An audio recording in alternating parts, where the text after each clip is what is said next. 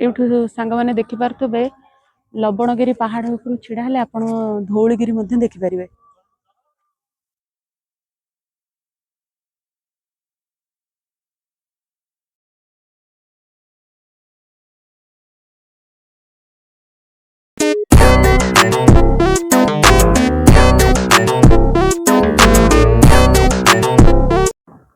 नमस्कार सांग माने आम चैनल को आपण मानक पुणी थे स्वागत।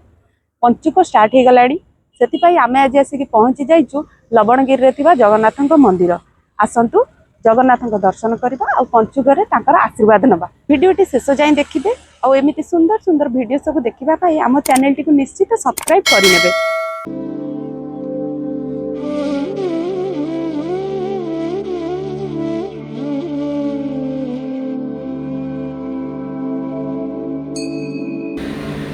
लवणगिरी भुवनेश्वर 20 किलोमीटर दूर में अवस्थित। लवणगिरी जटनी ब्लॉक जामुकोली पंचायत रे रही अछि।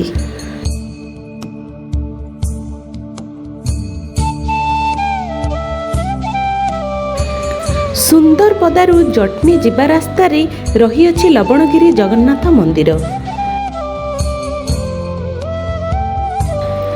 एही स्थान रे महाप्रभु जगन्नाथଙ୍କ सह बाबा लवणेश्वर, माँ विमला, माँ लक्ष्मी एवं बजरंगबलींकर मध्य आपण दर्शन करिपारिबे।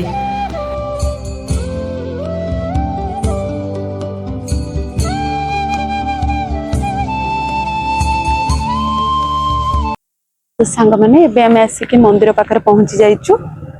चलंतु एबे दर्शन करबा भितर जाई।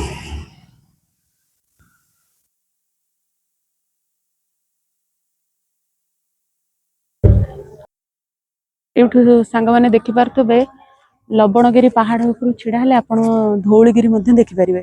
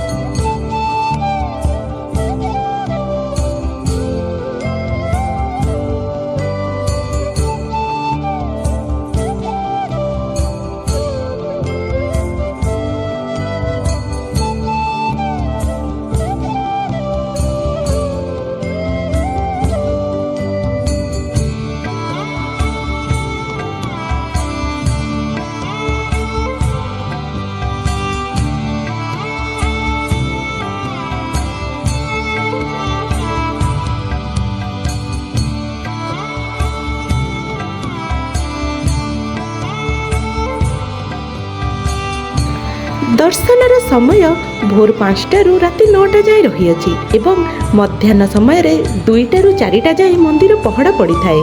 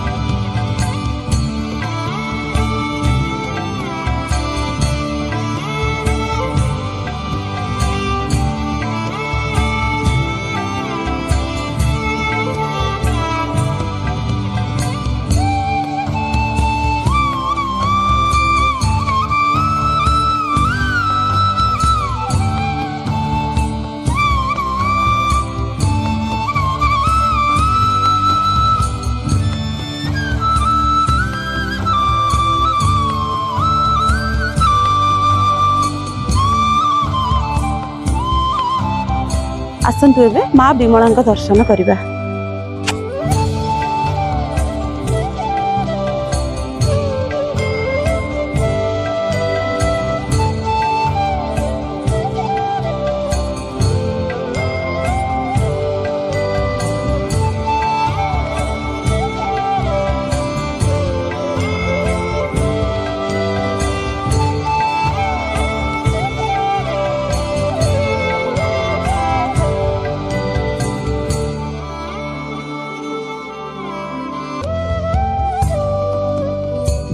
आसंतु माँ लक्ष्मी का दर्शन करवा।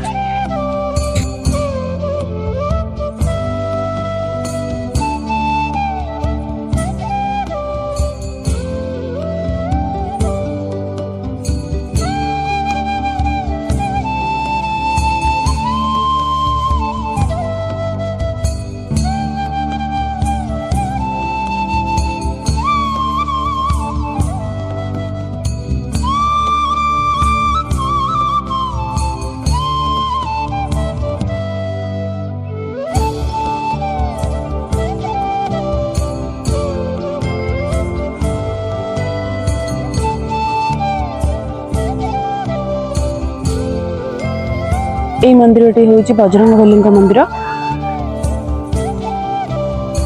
এই মন্দিরটি হচ্ছে মহাদেব মন্দির। এটি তো রহিলা মহাপ্রভু জগন্নাথ মন্দির। এটা সেপট সাইড রে রহিলা মা বিমলা মন্দির, রহিলা মা লক্ষ্মী মন্দির।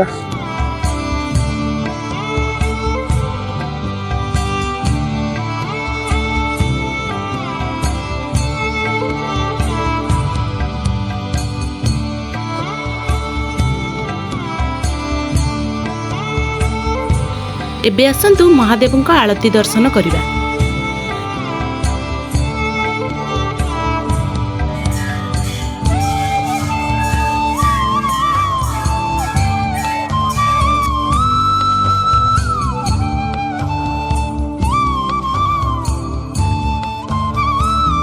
आसंतु बजरंगबली दर्शन करवा।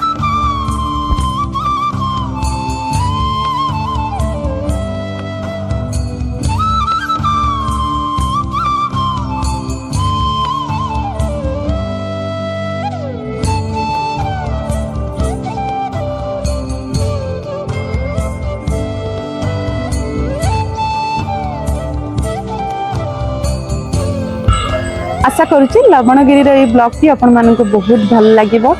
जदि आपण के आसी ना तो थरटे आसिक निश्चित बुलिकी जातु। आपन को बहुत शांति मिल, मंदिर बहुत सुंदर होती। आसतु आ बुलिकी जातु। रहिलु। जय जगन्नाथ।